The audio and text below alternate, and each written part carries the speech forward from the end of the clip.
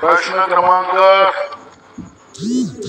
11,836 अध्यक्ष महोदय छापल्याप्रमाणे अध्यक्ष महाराज, हे सरकार लाडक्या बहिणी निवडून आलं असं म्हणणारं हे सरकार या आशा वर्करच्या एक गुलाबी साड्या घालतात बरं. आशा वर्कर गुलाबी जॅकेट.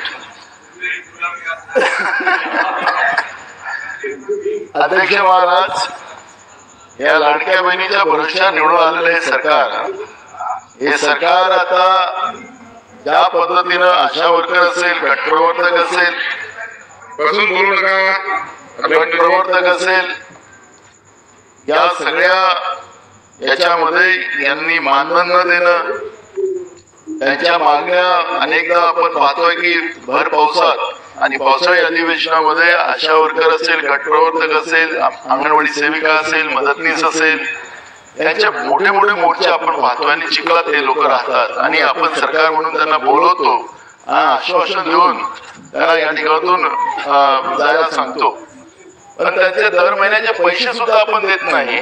ही गंभीर बाब या माध्यमातून लक्षात आलेली आहे. माझा स्पेसिफिक प्रश्न असा आहे की या आशा वर्कर आणि गट प्रवर्तक या आमच्या भगिनींची किती परीक्षा आपण बघणार, त्यांना दर महिन्याला आपण पैसे देणार का? कारण की जवळपास 5 ते 6 महिन्यापासून त्यांना पैसे दिलेले नाहीत असं, आणि अनेक जिल्हाधिकारी कार्यालयाच्या समोर स्पेसिफिक मी तुम्हाला सांगू शकतो की कुठल्या कुठल्या जिल्हाधिकारी कार्यालयासमोर या बसलेल्या होत्या, ते पण आपल्याकडे माहिती आहे. आणि दुसरा महत्वाचा प्रश्न आहे की त्यांनी जे काही मागणी केलेली होती त्यांच्या मानधन वाढीच्या बाबतची, की त्यांना आशा वर्कर कर्मचाऱ्यांना जवळपास 24,000 रुपये आणि गट प्रवर्तक यांना 34,000 रुपये महिन्याचं मानधन देण्याच्या बाबतचं त्यांची मागणी होती. त्या मागणीबद्दलही आपली भूमिका काय आहे ते स्पष्ट करा. माननीय मंत्री महोदय, सन्माननीय अध्यक्ष महोदय, सन्माननीय आमदार नानाभाऊ पटोले साहेबांनी जो प्रश्न विचारलाय, विशेषतः आशा स्वयंसेविका आणि गटप्रवर्तकांचं 5 ते 6 महिन्यापासून जे काही मानधन प्रलंबित होतं, ते प्रलंबित असणाऱ्या मानधनामुळे होणाऱ्या त्या सगळ्या लोकांची जी अडचण होती, विशेषतः त्या सगळ्या कर्मचाऱ्यांची, ते मानधन वेळेवर व्हायला पाहिजे यासाठीच त्यांचा आग्रह आहे. खरं तर हे मानधन वेळेवर न होण्यापाठीमागे मध्यंतरी एक अडचण झाली होती. वरच्या सभागृहात सुद्धा त्याच्याबद्दल आम्ही उत्तर दिलं की मधल्या टप्प्यामध्ये जानेवारी 2025 मध्ये SNF स्पर्श नावाची एक सेंट्रल गव्हर्नमेंटनं ऑनलाईन प्रणाली आणली की त्याच्यावरती सगळ्याच देशातल्या सगळ्याच आरोग्य विभागाच्या यंत्रणेने जावं अशा त्यांचा आग्रह होता. थोडीशी ती ऑनलाईन टेक्नॉलॉजी असल्यामुळे वेळेत ती सगळ्या देशातल्या सगळ्या लोकांना थोडंसं ऑनलाईन जायला अपूर्णता आली होती. त्यामुळे तो एक हप्ता रखडला. आता तो रखडलेला हप्ता आलेला आहे. त्या सगळ्या लोकांचे पैसे वेळेवर आपण देतोय आणि पुढे सुद्धा, कारण ही 60-40 विषय आहे, केंद्र शासन आणि राज्य शासनाच्या माध्यमातून या योजनेची अंमलबजावणी केली जाते.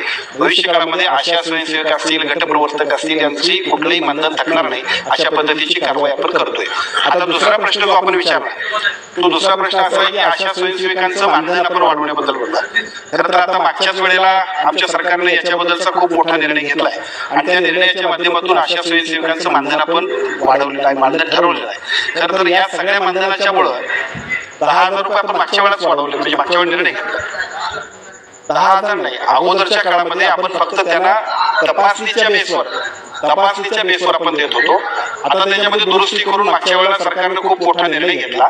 त्या निर्णयामुळे त्याचा उपयोग निश्चितपणे ते 10,000 रुपये आणि प्रत्येक तपासणीच्या माध्यमातून सुद्धा आशा स्वयंसेवकांना चांगल्या पद्धतीने मोबदला देण्याबद्दल NHMच्या आणि आरोग्य विभागाच्या ज्या काही सगळ्या योजना आहेत त्याचा फायदा करून एका बाजूला सर्वसामान्य नागरिकांची आरोग्य तपासणी आणि त्याचं इन्सेंटिव्ह जे आहे ते सगळ्या आशा स्वयंसेवकांना मिळते.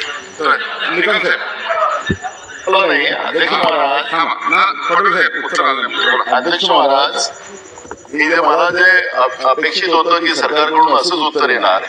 अध्यक्ष महाराज, या बिचाऱ्या आमच्या आशा वर्कर आणि गटप्रवर्तक प्रत्येकाच्या घरी जाऊन आमच्या भगिनींची तपासणी करणं, गरोदर महिलांना व्यवस्थित शासनाच्या योजना समजून सांगणं, त्यांच्या बाळ आणि आई दोघांनाही सुरक्षित ठेवणं, असं मोठं काम करतात अध्यक्ष महाराज.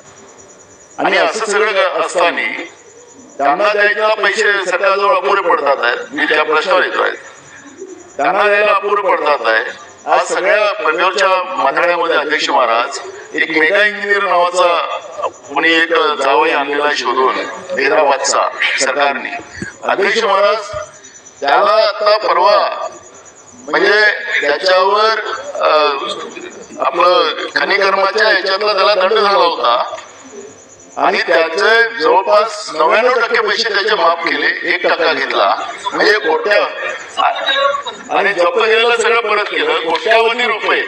कोट्यावधी रुपये अशा या बाहेरच्या राज्यातल्या काही जावांना हे लोक देतात आहे. तर त्या मेहनत करणाऱ्या आपल्या राज्यातल्या आशा वर्करला या गटप्रवर्तकाला देणाऱ्या यांच्यावर पैसे नाहीत का?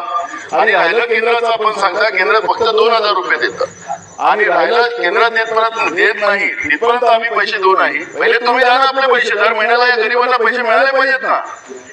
या लोकांनाही पैसे तुम्ही देत नाही. 6-7 महिन्यापासून झाले अपंगाचे पैसे देत नाही. हे गरिबांना तुम्ही असं वाऱ्यात सोडणार. मंत्री महोदय लुटाची सरकार आहे तुमची, गरिबांना काहीच नाही. मंत्री महोदय उत्तर द्या.